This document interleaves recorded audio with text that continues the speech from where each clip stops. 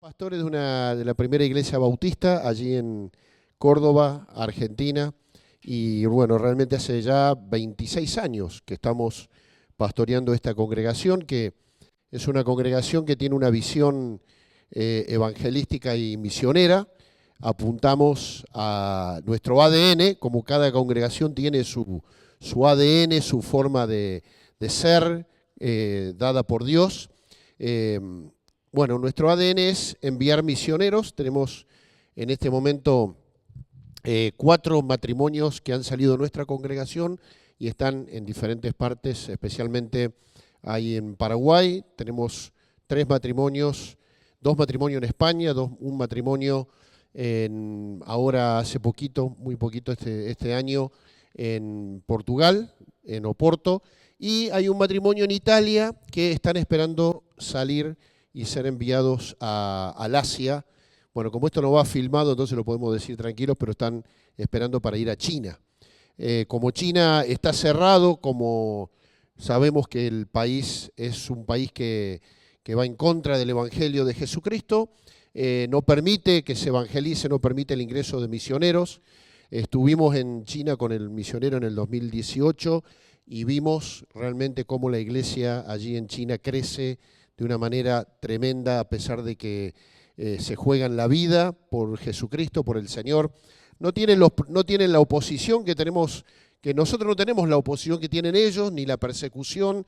Aquí es un país libre, no tienen problema con el Evangelio en nuestro país, y en la mayor parte de los países de Latinoamérica tampoco tienen problemas de persecución, gracias a Dios, pero no vivimos, realmente la realidad es que no vivimos la entrega que tienen nuestros hermanos chinos en un contexto de tanta persecución, de tanta oposición. Y bueno, nuestros misioneros están ahora por este año, van a ir a Tailandia, donde hay una diáspora, donde hay una inmigración de chinos. Bueno, chinos hay por todo el mundo, ¿vieron? Acá también hay, ¿no es cierto? Pero creo que chinos le dicen también a los chicos en algún lado, algo así, ¿no? Algo así escuché. Hay tanta cultura que ya ni sé dónde estoy. Pero hay una diáspora, una inmigración china muy grande en Tailandia, y nuestros misioneros van a ir allí, si Dios quiere, para principios del próximo año. Así que estamos orando, les pido oración por todo esto, porque realmente es un desafío muy importante. Y pensando un poco en la palabra, gracias a Dios que el pastor Jay me dijo con tiempo, me avisó con una semana, es mucho ya, gracias. Y realmente pensando, digo, ¿cómo le hago llegar la palabra sin conocer el contexto en el cual están viviendo ustedes, ¿no es cierto? Porque es diferente, obviamente, vivir acá en Estados Unidos que vivir en Argentina, que vivir en los países de donde procedemos la mayoría de los hispanos. Pero después, pensando un poco, me di cuenta, digo, pero en realidad la iglesia de Cristo es la misma en todos los lugares. La iglesia de Cristo es la misma aquí, en China, en Argentina. Tenemos un mismo Dios, gloria a Dios, ¿no? Tenemos un Señor, una fe, un bautismo, dice el pasaje. Tenemos un mensaje que compartir, que es el mismo mensaje, no ha variado el mensaje de Cristo, es el mismo mensaje para todos, porque también la sociedad a la cual están llegando, a la cual estamos desafiados a compartir la palabra, si bien a lo mejor acá tienen unos problemas menos y tienen otros problemas más, y allá tenemos unos problemas más y otros problemas menos, pero en realidad la sociedad tiene el mismo problema en todas partes del mundo también, que es el pecado que lo aparta de Dios y estar sometidos a un príncipe, como dice la palabra, que estamos sometidos al príncipe de este mundo, los que no tienen a Cristo. Y este príncipe de las tinieblas que gobierna el mundo nos referimos a la sociedad sin Jesucristo. Este príncipe se disfraza de diferentes formas para engañar al mundo y para apartarlo de Dios. Y vemos que en diferentes lugares levanta diferentes tipos de ídolos, de idolatrías, que apartan al hombre de Jesucristo. Pero la técnica, la táctica, la estrategia del enemigo es la misma, pero el mensaje de Jesucristo es poderoso ¿sí? Para liberar a aquellos que están sometidos. Yo no sé si nos damos cuenta a veces de lo poderoso, del poder y la autoridad que tenemos en Cristo Jesús, cada uno de los que estamos aquí en esta mañana, ¿no? Tenemos un poder, una autoridad que es capaz de liberar a las personas que están sometidas al control de Satanás. Y sin embargo, muchas veces no somos capaces de compartir como discípulos de Cristo, de manifestar ese poder y autoridad.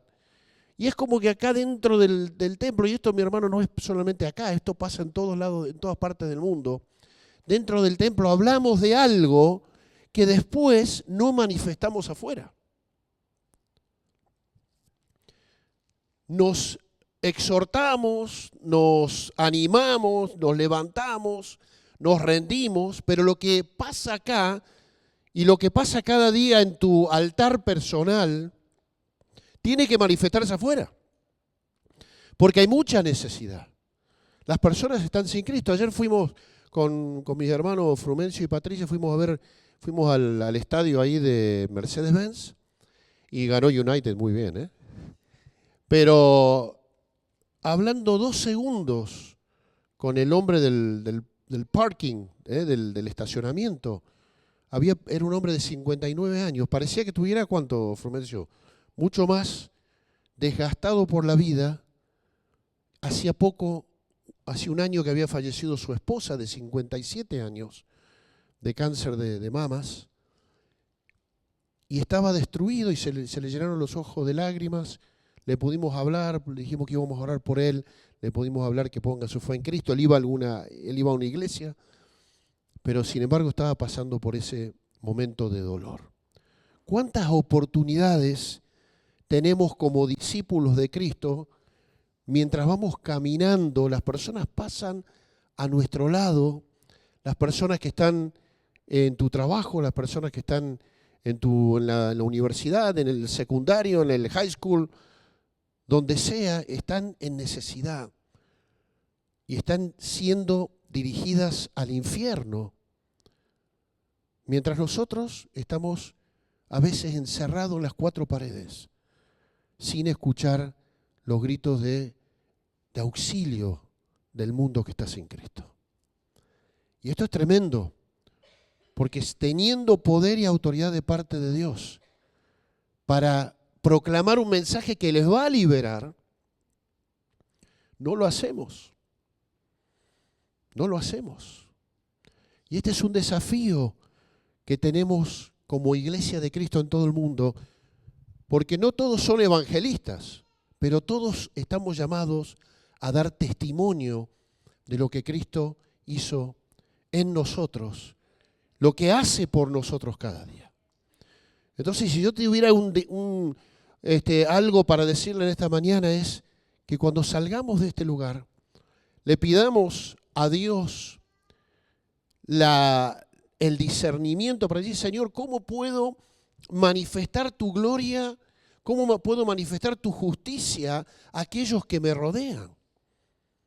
No hace falta que pienses en China, porque primero dice la palabra que nos dará autoridad para ir a nuestra Jerusalén. ¿Cuál es tu Jerusalén? Tu familia, tus hijos. Judea, los que son de tu neighborhood, de tu barrio, aquellos que te rodean. De Samaria, Samaria, aquellos con los cuales te llevas mal, aquellos que decís: no, pero este no lo soporto, no lo aguanto. Y bueno, a ese le tenés que predicar, a ese lo tenés que amar. No, pero me peleé con fulanito de tal y discutimos. No importa, a ese tenés que bendecir. Porque somos bendecidos para bendecir.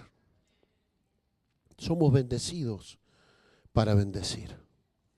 Y después, sí, hasta lo último de la tierra. Yo creo que en este lugar hay personas a las cuales Dios en su propósito las está llamando para diferentes asignaciones, diferentes ministerios. Y algunos de ustedes ¿Por qué no pensar, por qué no creer de que algún día pueden ir a otra nación enviados por esta congregación? No es un desafío imposible, porque si Dios llama, es Dios el que sostiene.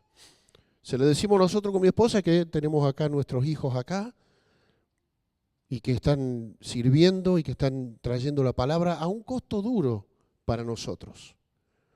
Porque la verdad que tener a los hijos lejos y a los nietos lejos no es fácil. Pero a mí, ¿saben lo que me hubiera dado? Allá en Argentina decimos, me hubiera dado bronca. ¿Cómo se dice acá en bronca? ¿Enojo? Me hubiera dado enojo si mi yerno, menos mal que llegaste, y mi hija hubieran dicho, nos vamos a Estados Unidos porque queremos ganar mejor. O nos vamos a Estados Unidos porque allí en Estados Unidos podemos desarrollar mejor en mi profesión, en lo que sea. Eso me hubiera dado enojo. Pero lo que nos sostiene a mi esposa y a mí de que ellos estén aquí con nuestros nietos es que están por el propósito de Dios. No vinieron aquí a ganar dinero, no vinieron a ganar fama, vinieron porque Dios los enviaba. Y esto es lo único lo que nos consuela a nosotros, porque tener a los nietos lejos realmente no es fácil.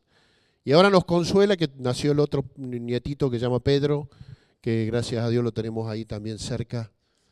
Pero en esta mañana lo que Dios ponía en mi corazón es justamente que hay algo distintivo. Yo les voy a decir alguna frase en inglés porque me han dicho que hay algunos que les ayuda si lo decimos en inglés. Y tuve la bendición de criarme de chico en California, en Los Ángeles. Entonces aprendí inglés y muchos años decía, bueno, ¿cuál es el propósito para que el Dios aprendí inglés? Bueno, mucho tiempo después, cuando me convertí, pude compartir la palabra, pude traducirle a muchos predicadores que iban a Córdoba, que iban a Argentina, y pude traducirles a ellos. Pero en esta mañana lo que quería compartirles, podemos poner el pasaje de Ruth primero, el de Ruth capítulo 1, del 1 al 5. Este pasaje de Ruth es muy rico, es muy profundo. Y yo quisiera en esta mañana dejarles el mensaje de la palabra en cuanto a que Dios tiene un propósito distintivo para cada uno de nosotros dentro del cuerpo de Cristo. Dios tiene un propósito para tu vida, diferente a tu hermano, pero que tiene que ver a lo que Dios quiere desarrollar dentro del cuerpo de Cristo. Es distintivo, ¿por qué? Porque Dios pensó en vos desde antes de la fundación del mundo. Antes de la fundación del mundo, dice Efesios capítulo 1, versículo 3, dice que Él pensó en cada uno de nosotros en un propósito dentro de su plan. Miren qué tremendo y qué importante que es esto de que Dios ya hubiera pensado en cada uno de nosotros. Yo no sé si todos aquí, cuántos conocen a Jesús o le han entregado su vida a Jesús. Pero, amén, gloria a Dios. No hace falta que levantemos la mano, pero quiero decirte que si todavía no le entregaste tu vida a Jesús, si todavía no le entregaste tu vida a Cristo, Él ya pensó en vos desde antes de que el mundo se fundara. Desde antes que nacieras, Dios ya pensó en vos. Y lo que activa ese pensamiento de Dios es el que llamamos propósito o purpose. Lo que activa el propósito de Dios es que le entregues tu vida a Jesús. Porque es a partir de ese momento que comienza otra historia, otro tiempo para tu vida. Cuando le entregas tu vida a Cristo y le rendís tu vida a Jesús, allí comienza lo que Dios quiere para tu vida y lo que Él pensó desde antes de la fundación del mundo, y empieza a desarrollar el plan para tu vida. Pero hasta que no le entregas tu vida a Cristo, y esto es algo muy importante, ¿saben por qué? Para los que ya somos hijos de Dios, es muy importante entender que una vez que le entregaste tu vida a Jesús, ya no tenemos opciones. Obedecerle ya no es optativo. No estoy en decir, bueno, voy a elegir, ahora que soy hijo de Dios, ¿elijo obedecer o no elijo obedecer? No, tu única opción es obedecerle porque le rendiste tu vida a Jesús como Señor. Entonces, si no le estás obedeciendo en aquello para lo cual Dios te separó desde antes de la fundación del mundo, si no le estás obedeciendo, evidentemente, ¿qué estamos haciendo? Desobedeciendo, ¿no? Y la desobediencia es pecado. Y el pecado es lo que nos aparta de Dios. Es lo que impide que yo me desarrolle plenamente en todo aquello que Dios quiere para mi vida, todo aquello que Él pensó para vos. Entonces, cuando nos encontramos en esta situación, alguien que no conoce a Jesús tiene la posibilidad de hoy entregarle la vida a Cristo. Y decirle, Señor, yo quiero recibirte en mi corazón como Señor y Salvador. Pero si sos hijos de Dios y no estás desarrollando plenamente el propósito para el cual Dios te creó, te salvó, porque no solamente te salvó para darte un certificado de decir, bueno, de acá me voy directamente a la vida eterna cuando muera, sino que es para que desarrolle su propósito aquí en la tierra. Porque tenés que vivir para un propósito. Y muchas veces los hijos de Dios, el mayor engaño que yo logro ver en mi congregación y en todos los lugares donde he tenido la posibilidad de ir, es ver tantos hijos de Dios viviendo para cualquier otro propósito que para el cual Dios los salvó. Viviendo para cualquier motivo de vida, para cualquier sentido de vida, que para lo que Dios pensó en él y en ella desde antes de la fundación del mundo. Dios tiene este propósito. ¿Y saben qué? Acá dice, lo tenemos acá, miren, en Ruth capítulo 1, versículos 1 al 5, vamos a leer. Dice, en el tiempo en que distintos líderes gobernaban el país, hubo allí una época de hambre, se está refiriendo a Israel. Entonces un hombre de Belén de Judá emigró a la tierra de Moab junto con su esposa y sus 2 hijos. El hombre se llamaba Elimelec y su esposa se llamaba Noemí y sus 2 hijos, Mailón y Keilón. No creo que nadie le quiera poner estos nombres a sus hijos, ¿no? Mailón y Keilón. Todos ellos eran efrateos de Belén de Judá. Miren, ¿se acuerdan la ciudad de Belén? ¿Quién nació ahí? Jesús. Es un lugar hermoso, Belén. Y tiene un significado muy precioso. Todos estos nombres que estamos mencionando tienen un sentido muy profundo. Cada nombre tiene, cada vez que leemos algún nombre en la Biblia, es muy importante encontrar su significado, porque no solamente nos dan una descripción de situación, sino que nos revelan un propósito profético con respecto a esa persona. Por eso, en estos tiempos, cuando los matrimonios tienen un hijo, es tan importante que le pidan al Señor la revelación del nombre, porque eso va a marcar para su hijo qué propósito profético tiene para su vida, qué propósito tiene Dios para su hijo.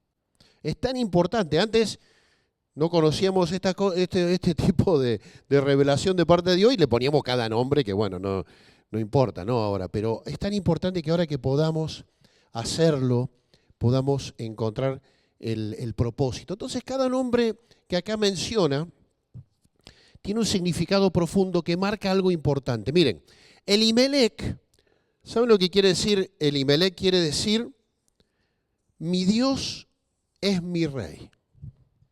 Elimelec quiere decir, mi Dios es mi rey. Noemí quiere decir agraciada. Tengan en cuenta estos nombres porque es muy importante para la historia y para lo que queremos hablar en cuanto al propósito de Dios. Elimelec, Dios es mi rey. Noemí, agraciada. Belén quiere decir casa de pan. Moab, que era el país donde ahora ellos vemos que van a inmigrar, era un país de maldición, porque Dios lo maldice a Moab, porque era el enemigo permanente del pueblo de Dios. Keilón, uno de los hijos que tienen Elimelec y Noemí, quiere decir agotamiento. Miren qué tremendo, ¿no? Agotamiento. Y Mailón quiere decir enfermedad. Con esto en mente, ¿qué pasa? Dice que hay un gran hambre en el país. Y este hombre, que es la cabeza de su casa, cuyo nombre es Mi Dios es mi Rey, ante una circunstancia, ante una situación muy, muy dura, muy difícil, él toma una decisión fuera del propósito de Dios. En vez de esperar a ver qué decía su rey, que era el Señor, él decide irse a Moab con toda su familia. ¿Por qué? Por la circunstancia, por la situación que estaban viviendo. ¿Saben qué, mis hermanos? Esto nos pasa mucho a los hijos de Dios, nos pasa también que tomamos decisiones fuera de lo que Dios pensó para nosotros, fuera del propósito. Tomamos estas decisiones muchas veces por temor, por frustración, por las circunstancias que nos rodean. Porque oramos y decimos, el Señor abrió esta puerta, y no consultamos dentro del cuerpo de Cristo. Porque el Señor no te va a hablar a vos personalmente, pero te puso dentro de un cuerpo para revelarte y confirmar lo que Dios te habló a vos en forma personal. Por eso estás dentro de un cuerpo. Y dentro del cuerpo no todos son manos, hay oídos, hay boca, hay ojos. Hay personas que están orando por tu vida y dentro del cuerpo, dentro de la casa de pan. Por eso es tan importante quedarse dentro de la casa de pan, que es el pueblo de Dios. Por eso es tan importante quedarte dentro de la congregación, porque es acá donde vos recibís revelación, donde a pesar de las circunstancias, de los problemas, de las luchas que hay en todo el mundo, porque no me puedo escapar del mundo, como dijo alguien recién, estamos pensando, no te pido que me quites del mundo, dijo Jesús, no te pido que los quites del mundo, sino que los guardes del mal. En el mundo vamos a encontrar aflicción. Entonces Elimelec, sin consultar a Dios, sin preguntar dentro del pueblo, sin hablar con alguno de los sacerdotes, él tomó la decisión, vamos, te dice Noemí, Keilón y Mailón, nos vamos a Moab. ¿A dónde se va? Al país del enemigo del pueblo de Dios. ¿Cuántas veces nos tomamos estas decisiones de decir, me voy fuera del pueblo de Dios, fuera de la congregación, y me meto en el sistema del mundo? Y el mundo después maneja mi vida. El sistema termina manejando mi vida y no tengo después tiempo para Dios, no tengo tiempo para mi familia, no tengo tiempo para servir, no tengo tiempo para esto, no tengo tiempo porque el sistema nos envuelve y nos arrastra lejos del propósito de Dios. ¿Qué dice el versículo? Dice, cuando llegaron a la tierra de Moab se quedaron a vivir allí. ¿Podemos pasar del 3 al 5? Ahí está. Pero murió Elimelec, esposo de Noemí, y ella se quedó sola con sus 2 hijos. Estos se casaron con mujeres moabitas, como si fuera poco, llovido, ahora mojado. Se casan con 2 mujeres que no tenían nada que ver con el pueblo de Dios. Una llamada Orfa y la otra Ruth. Después de haber vivido allí unos 10 años, murieron también Mailón y Keilón, y Noemí se quedó viuda sin hijos. ¿Qué dijimos que quería decir Keilón? Agotamiento. Y Mailón quería decir enfermedad. Cuando estás lejos de la bendición de Dios, no podés encontrar paz. Te agotás. Te cansás de remar. Como decimos allá en Argentina, remamos en dulce de leche, en no sé cómo se dice el dulce de leche, sería en caramelo, en caramel. Te agotás, te enfermas, porque estás dentro de un sistema, estás dentro de lo que fuera del propósito que Dios pensó para vos. Quería leerles cuál es la definición de propósito. Se lo voy a leer un poquito en inglés, algunas de las cosas que son importantes para que aquellos que no manejan tanto el castellano. Propósito es la intención original para lo cual fuiste creado y que se activó en el momento de tu rendición al señorío de Cristo. Propósito es aquello, la intención original para la cual fuiste creado por Dios y que se activó en el momento que le entregaste tu vida a Jesús. A ver si lo leo bien. It's never, voy a leer otra frase del propósito. It's never the situations nor the places that bless us, but God and staying aligned to His design purpose. ¿Está bien? ¿Se entendió? No entendieron nada. ¿Vamos a seguir en castellano mejor? A ver, ¿quién entendió? A ver, levanten la mano, por favor. Bien, gloria a Dios, uno ahí que lo voy a leer de nuevo. It's never the situations nor the places that bless us. Hay otros que me están diciendo que sí. Bien. ¿Allá? Bueno, lo que entienden que no saben inglés, no entienden. But God and staying aligned to His designed purpose for us. Nunca son las situaciones ni los lugares lo que nos bendicen. Nunca son las situaciones ni los lugares los que nos bendicen, sino estar alineados al propósito para el cual Dios diseñó para nosotros. Nunca son los lugares ni las circunstancias lo que nos bendicen. Porque allá en Argentina está pasando mucho, y ha pasado con muchos cristianos, muchos hijos de Dios, de que ante la crisis económica, una de las tantas crisis económicas que vivimos, dicen, me voy a ir a tal lugar, vienen aquí, muchos van a Europa, porque ahí hay una estabilidad económica, hay circunstancias, y hicieron como Elimelec, no le preguntaron a Dios, ¿tengo que venir a este lugar? ¿Tengo que moverme?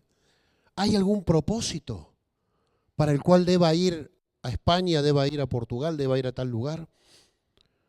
¿Hay algo para el cual vos me enviás? Porque Dios te va a bendecir en el lugar donde Él te envía. Dios te va a bendecir, no importa cuáles son las circunstancias que te rodean. Nosotros somos testimonio, mis hermanos. Yo nunca me moví de Argentina. Yo viví de chico en Estados Unidos, después me mandaron de vuelta, me volvimos con mi familia y nunca más regresé. Y sin embargo hemos visto la mano de Dios de bendición, de provisión, de prosperidad bien entendida en todo momento. Mi hija Lucila, ¿alguna vez te faltó comida, Lucila, o algo? No. Vieron que está bien rellenita, que está... Nunca nos faltó nada. La iglesia, nuestra congregación, que no es una iglesia multitudinaria, es una iglesia mediana, envió a este matrimonio misionero con un sostén económico de $1,200 por mes, que los que van a ir a China, en el momento en que estábamos en plena pandemia. ¿Nos faltó alguna vez para enviarles lo que nos habíamos comprometido? Nunca. En plena pandemia, en plena situación donde ustedes saben, si saben algo de Argentina, es que el dólar siempre está subiendo, siempre sale más caro. Y eso hace que suban todas las demás cosas. Nunca nos faltó nada porque nunca son las circunstancias ni los lugares los que nos bendicen, sino que es Dios cuando estamos en el centro de su propósito. Las decisiones que tomamos, movidos por las circunstancias o ambiciones personales o influenciados por el temor o la desilusión, sin ninguna duda que nos llevarán a vivir lejos del ámbito de la bendición de Dios.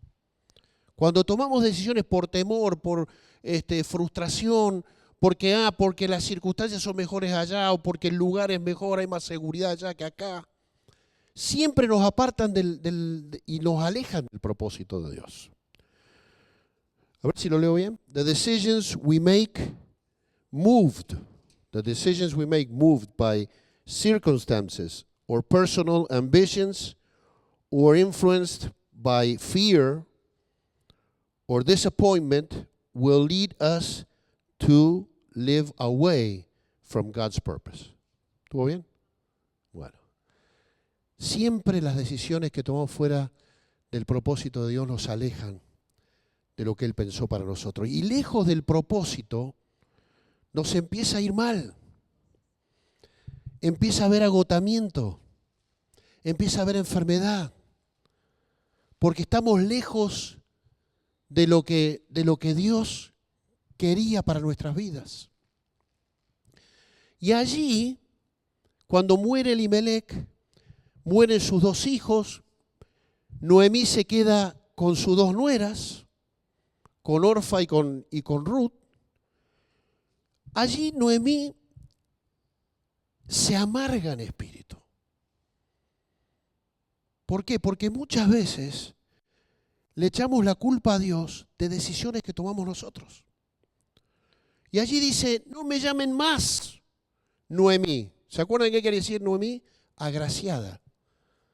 Alguien que vieron que hay personas que entran y, es como mi esposa. Mi esposa yo le digo que es mi RPP, es mi Public Relations. ¿Por qué? Y es porque todo el mundo se ríe, le caen bien. El otro día fuimos a Uruguay y nos encontramos con un matrimonio que hacía 40 años que no los veíamos. Le dije, a mi hija le puse Anneli porque vos nos hiciste sentir tan bien. Miren vos, qué bárbaro. Nadie le pone Sergio, igual tampoco. Pero ¿me entienden, hermanos? Noemí dice, ahora llámenme Mara, porque Dios me produjo amargura en mi espíritu. ¿Había sido Dios? ¿O había sido las decisiones que ellos tomaron lejos del propósito de Dios? Ahora, esta es una historia que empieza mal, pero termina bien. Porque yo quiero decirte en esta mañana, hermano y hermana, que no sé cómo está tu vida conforme al propósito de Dios. Pero Dios siempre da segundas oportunidades.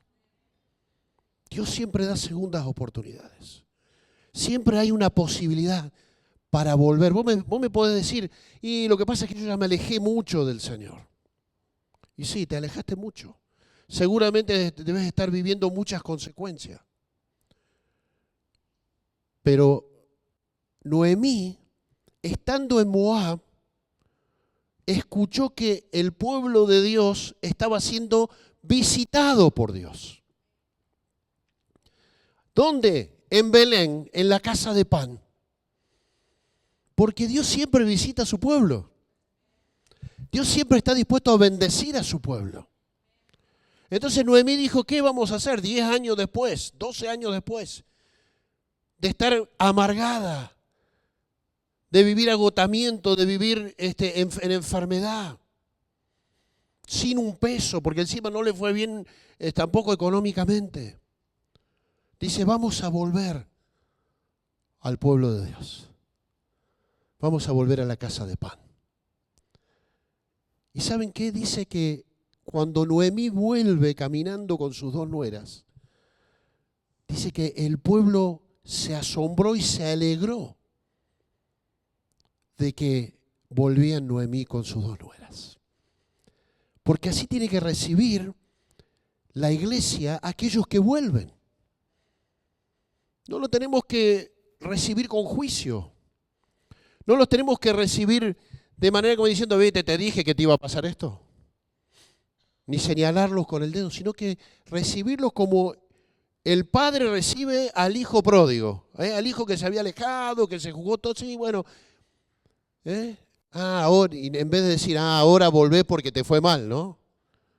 Y sí, va a volver porque le fue mal. Si le iba bien, no iba a volver. Pero lo importante es que el Padre te está esperando para que vuelvas.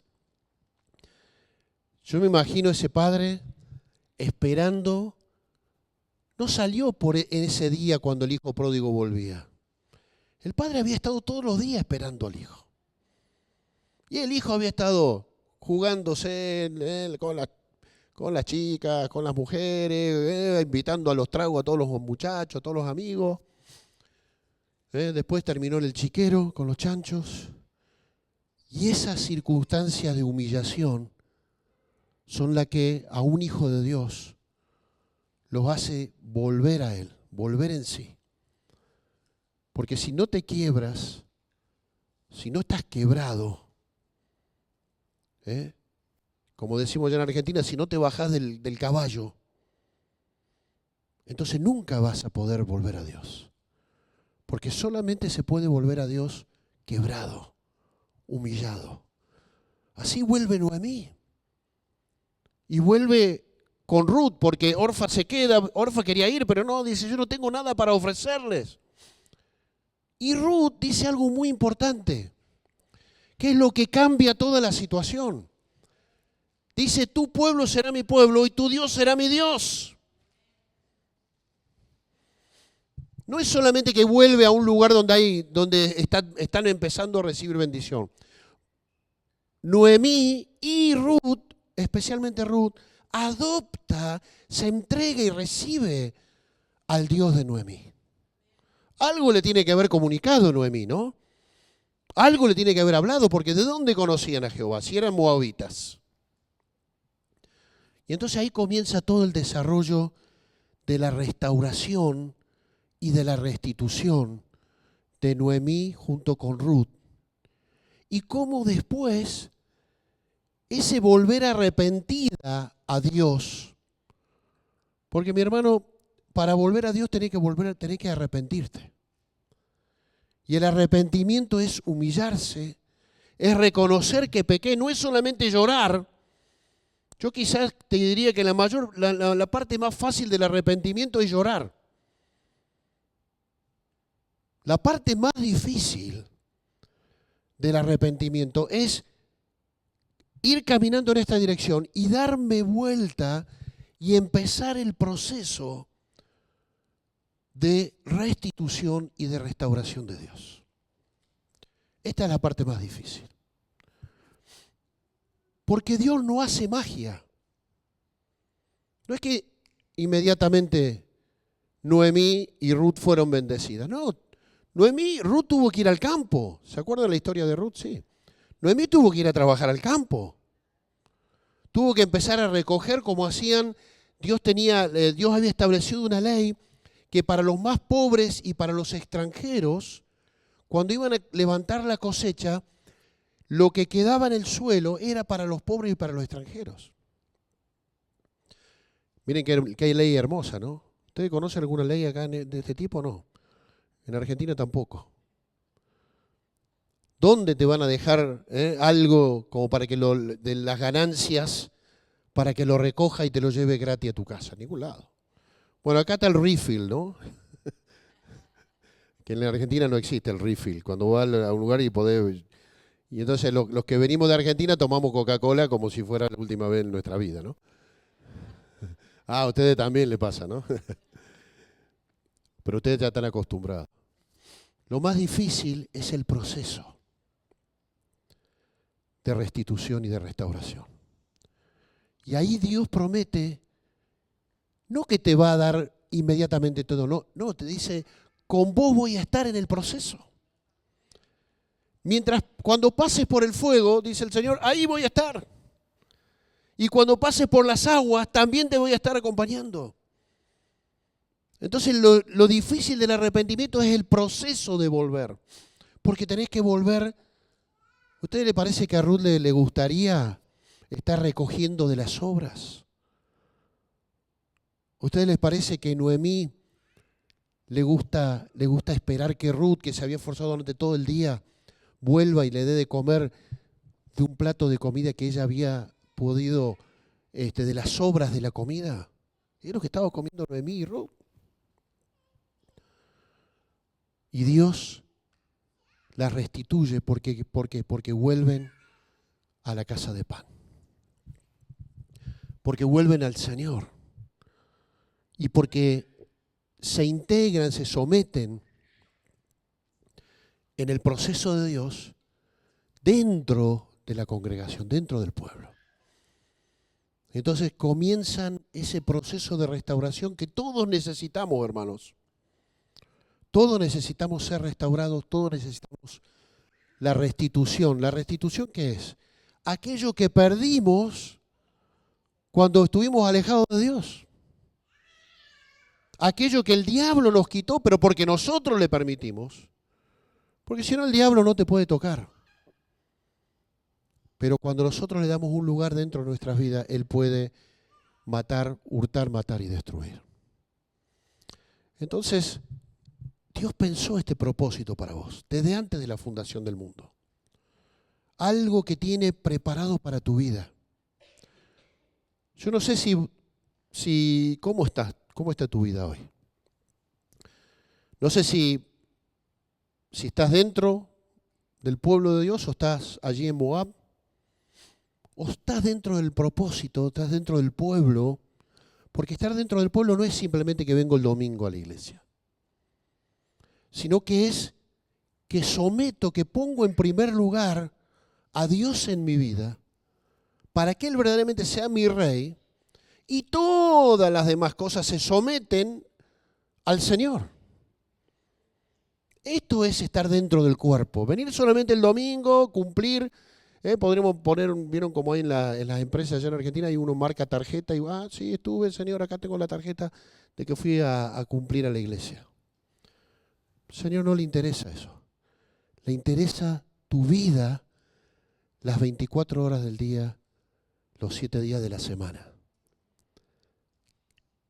Que te metas en el proceso de Dios. En ser un discípulo, como nos decía Jeremías el domingo pasado. Una cosa es ser asistente a la iglesia y otra cosa es ser un discípulo. Un discípulo es alguien que sigue a Cristo y que está aprendiendo de él y tiene los puestos ojos en el Maestro. Y se va siendo transformado a la imagen de su Señor. Hay dos propósitos para el cual Dios te salvó. Estos dos propósitos son generales y después algo más específico. Pero el primer propósito es para que aquí en la tierra seas transformado a la imagen de Cristo. Que tu carácter cada día se parezca más al de Jesús. ¿Cuántos cambios notamos en nuestra vida desde el momento que aceptamos a Cristo? Vas a notar cambios en tu forma de ser, en tu carácter, en tu forma de pensamiento. Eso se llama restauración. Pero el otro propósito es aquello para lo cual el Señor te salvó, específicamente la asignación que tiene para tu vida dentro del cuerpo de Cristo. Y que es el misterio, dice Efesios. ¿Podés ponerme el pasaje que les puse allí de Efesios, capítulo 1, creo que es, versículo 9? Él nos hizo conocer el misterio de su voluntad conforme al buen propósito que de antemano estableció en Cristo. Este misterio es el propósito específico que Dios pensó para tu vida. Entonces, cuando estamos dentro del cuerpo de Cristo, cuando estamos dentro de la congregación, totalmente metidos y comprometidos, integrados al cuerpo, Dios nos revela el misterio.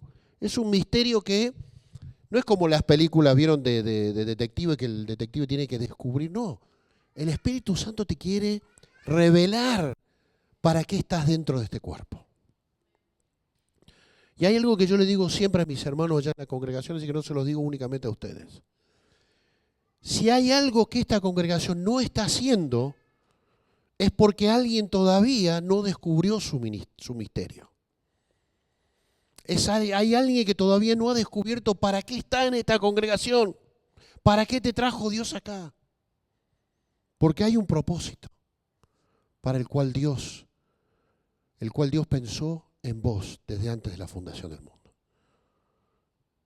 Y esto impide que la iglesia manifieste un ministerio, un servicio al mundo que nos está rodeando.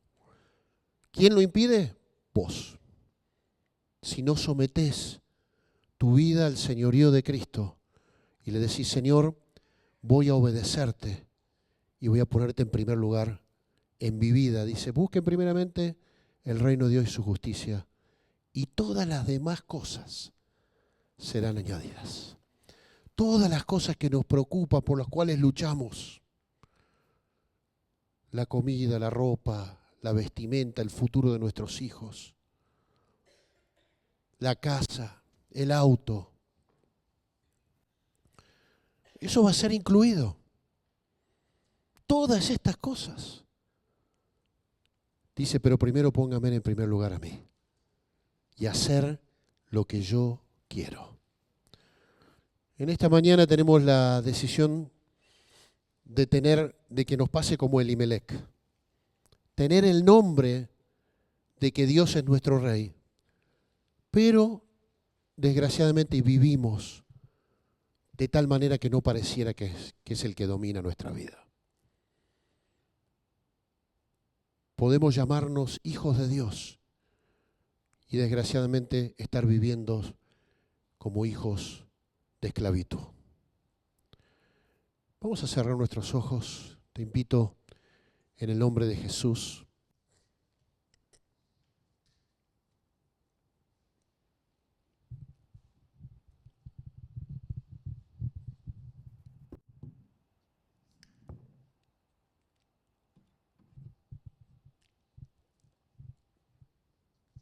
Yo voy a pedir a alguno de los músicos que me acompañe, por favor, si puede ser.